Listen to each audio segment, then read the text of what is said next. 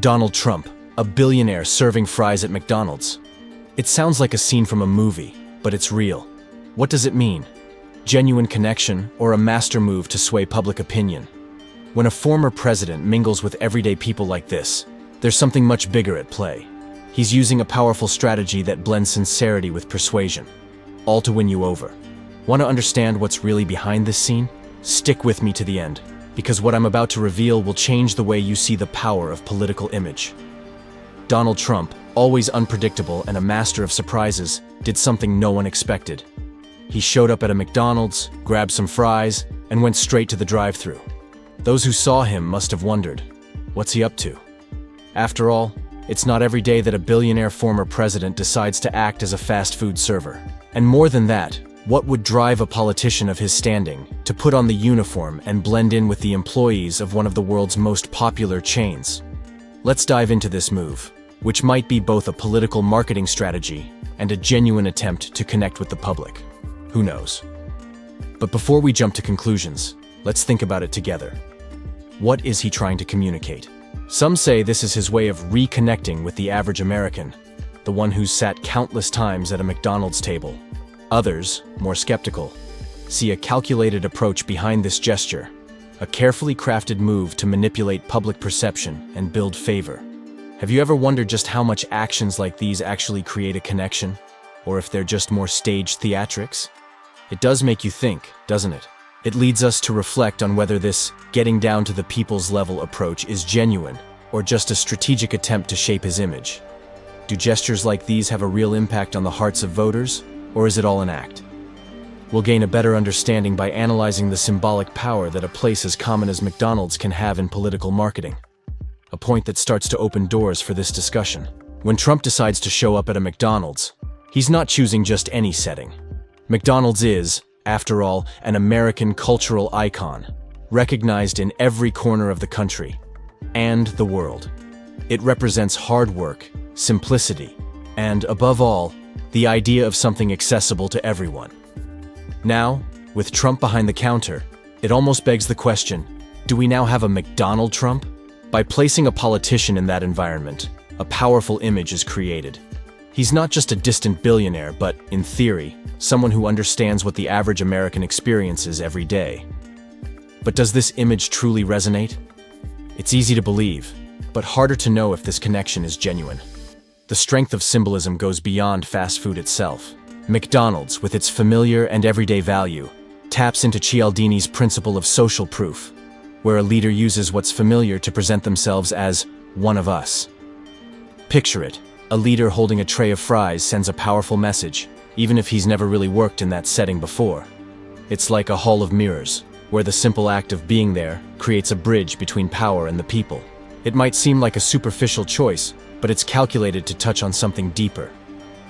Now, what does the public think when they see this? Are they seeing someone who understands the value of small things, or just another political maneuver? That's the question. While some are charmed by the gesture, others sense a calculated attempt, raising an intriguing question.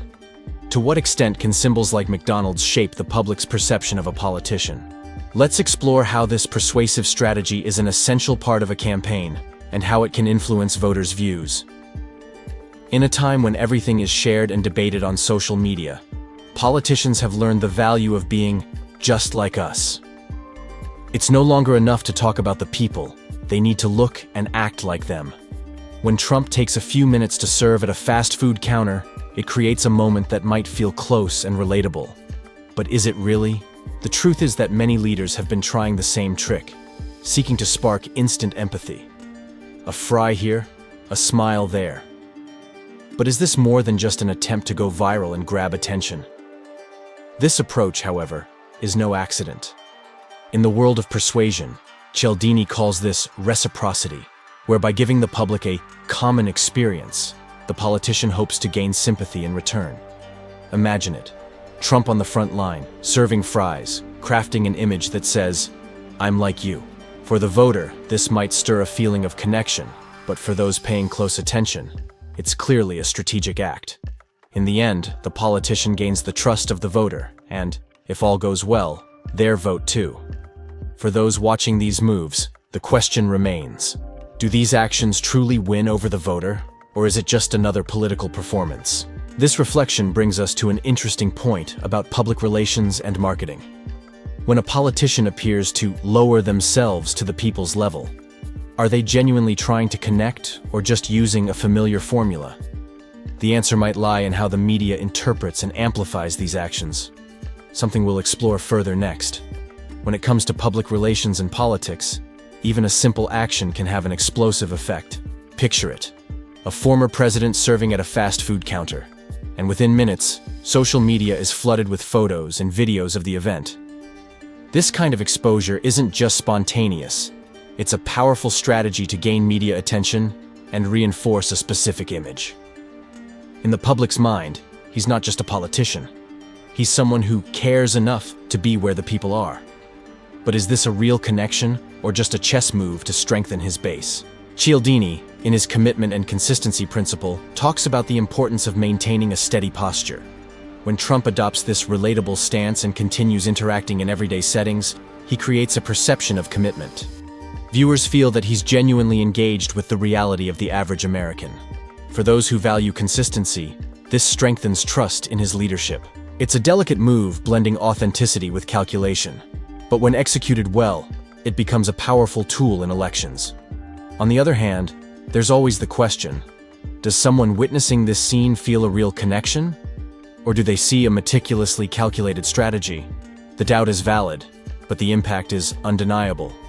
With such an action, the politician not only reaches his loyal audience, but also appears to skeptics, sparking discussion and ensuring media coverage. This brings us to reflect on how global brands like McDonald's are strategically used in politics, a point worth deeper consideration.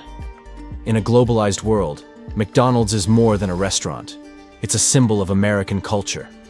Brands like these cross borders and become informal ambassadors of U.S. values and lifestyle.